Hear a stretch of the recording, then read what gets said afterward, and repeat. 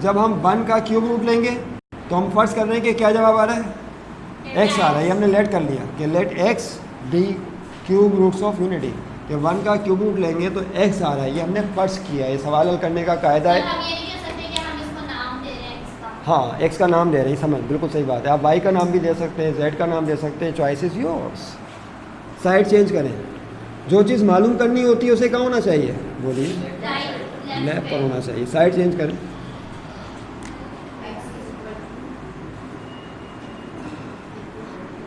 One का cube root of unity. क्या इस क्यूब रूट को पावर 1/3 लिख सकते हैं? एक एक स्टेप पे गौर करें, हर सवाल सेम इन्हीं स्टेप से सोल्व होगा। पहला क्वेश्चन 4 पार्ट बिल्कुल इसी तरह सोल्व होगा। क्या करेंगे बताइए?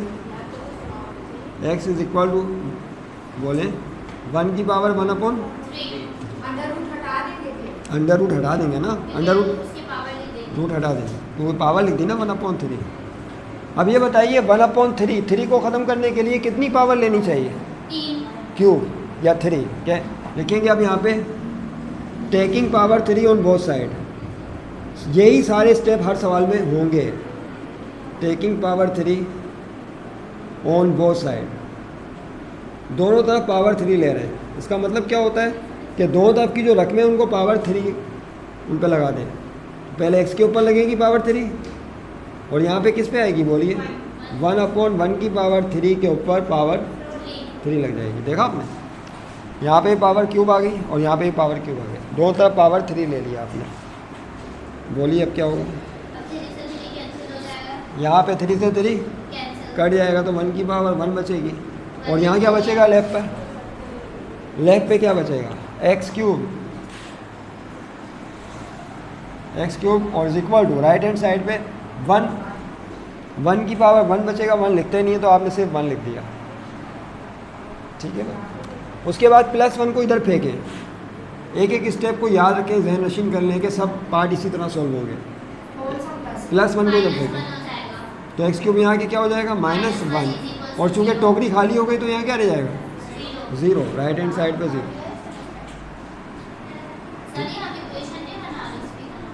हाँ देखो ना, वही वहीं आ रहा है, इक्वेशन की तरफ आ गए ना हम। कौन सी इक्वेशन है ये?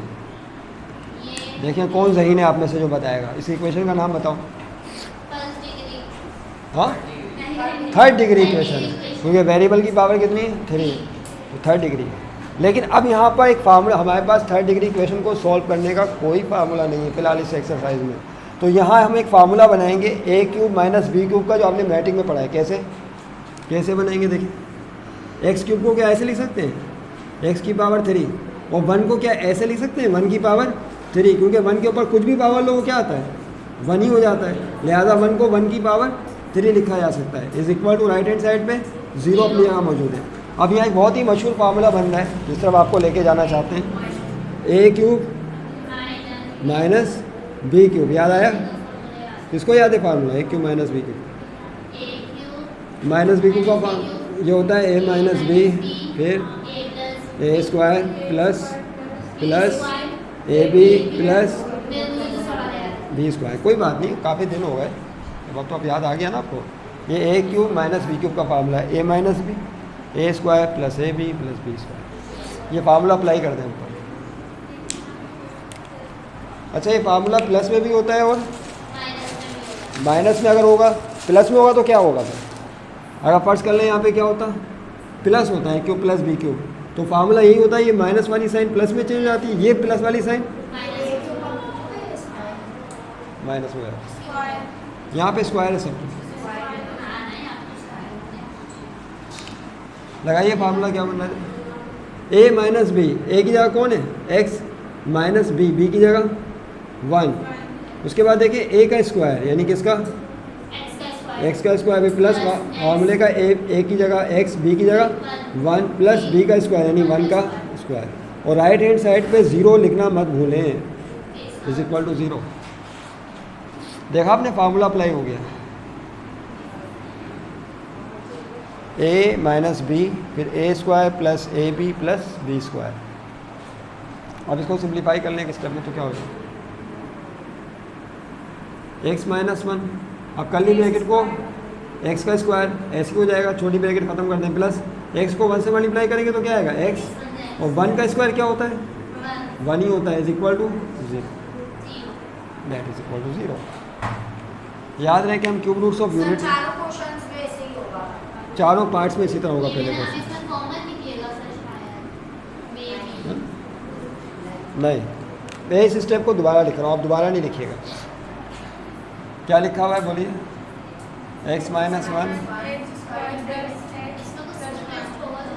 अब एक मैथ का रूल है कि अगर दो ब्रैकेट्स मल्टीप्लाई हो रही हो, दो ब्रैकेट्स मल्टीप्लाई हो रही हो और 0 के बराबर हो, तो उन दोनों ब्रैकेट्स को अलग अलग 0 के बराबर तोड़ा जा सकता है। फिर से अगर दो ब्रैकेट्स मल्टीप्लाई हो रही हो और 0 के बराबर हो, तो दोनों ब्रैकेट्स को अलग अलग 0 के बराबर तोड़ सकते हैं। कैसे तोड़ सकते हैं, देखिए पहली ब्रैकेट क्या है बोलिए, देखिए इफ़ से शुरू करते हैं। अगर x minus 1 is equal to 0, इसको 0 के बराबर ले लेंगे, इसी तरह इस ब्रैकेट को भी, लेकिन पहले x की वैल्यू यहाँ से निकाल लो।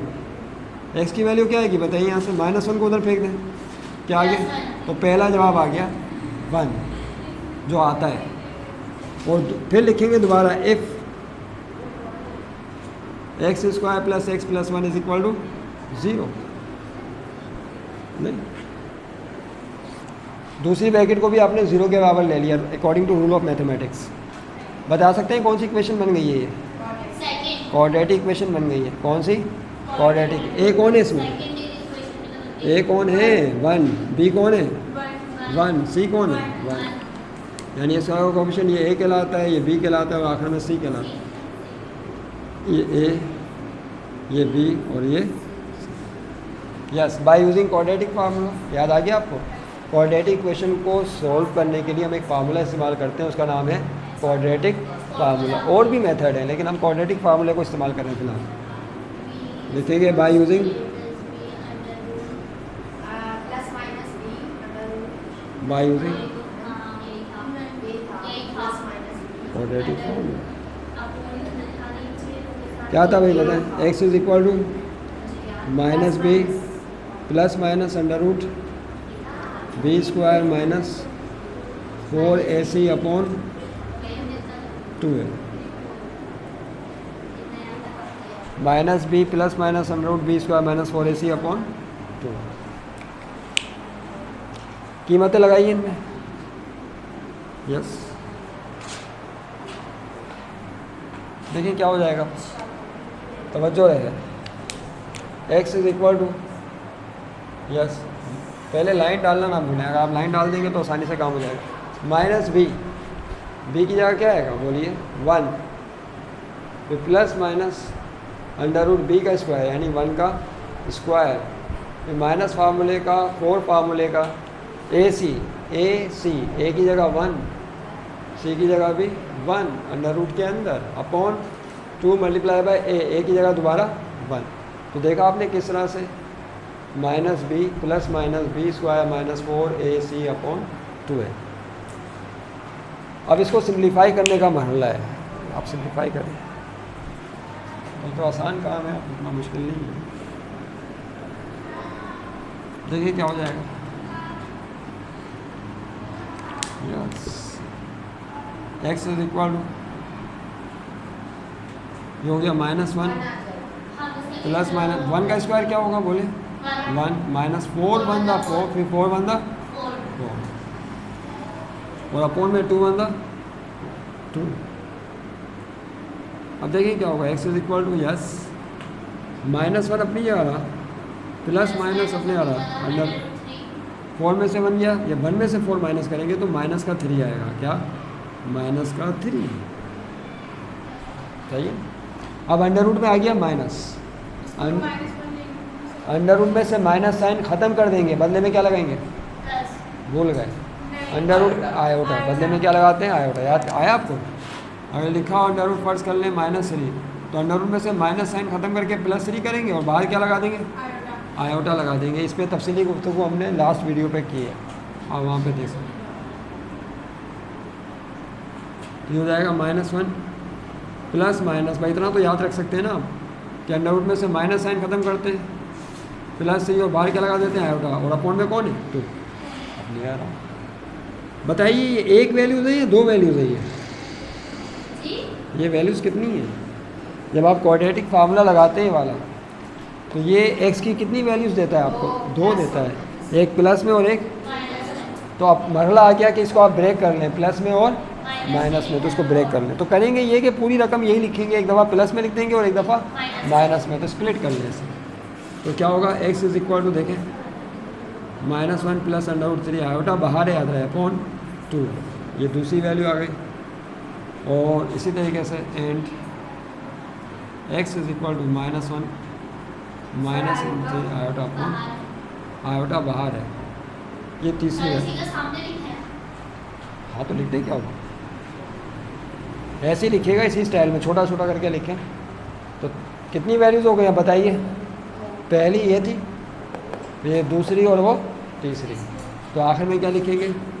The cube roots of unity are, solution set बनाए, the cube roots of unity are, yes, पहला क्या है था 1, दूसरा क्या है 1 प्लस √3 आयोटा अपॉन 2, और तीसरा क्या है -1 अपॉन, यही है ना?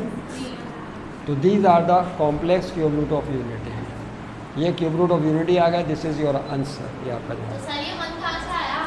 कौन सा 1? वो जो पढ़ने x की जो वैल्यू थी, नहीं, ये 3 है ना, एक तो वैल्यू शुरू में आ गई थी, भूल गई? x की कितनी? शुरू में नहीं थी। नहीं देखो, पहले तो मतलब x की वैल्यू पुट की है। यहाँ पे x की वैल्यू सारी लिखनी है जो आपने मालूम की है। और हमने ये पहले तय किया था कि क्यूब रूट में कितनी वैल्यूज आएंगी x की? 3 आएंगी। तो एक वैल्यू तो शुरू में ही आ गई थी, इस पहली ब्रैकेट को जब 0 के बराबर लिया था। उसके बाद जब क्वाड्रेटिक इक्वेशन से आपने एक वैल्यूज़ निकाली तो 2 और आई, तो कितनी हो गई? 1 2 3 हो गई। तो ये 3 वैल्यूज़ है। अच्छा एक बात और याद रहे, ये जो दूसरी वैल्यू है -1 प्लस √3 आयोटा अपॉन 2, इस वैल्यू को ओमेगा से शो करते हैं। किससे? ओमेगा। और तीसरी जो वैल्यू है इसको ओमेगा स्क्वायर से शो करने का तरीका है बस। एक दुनिया में बहुत सारी ज़बानें हैं, उनमें एक ज़बान है, इस रकम को इतनी बड़ी वैल्यू है तो उसको सिंपली किससे शो कर देते हैं? ओमेगा से। और इतनी बड़ी वैल्यू है माइनस वाली, इसको ओमेगा स्क्वायर से कर देते हैं। तो क्या है, कोई बात नहीं। सर ओमेगा क्या है ये?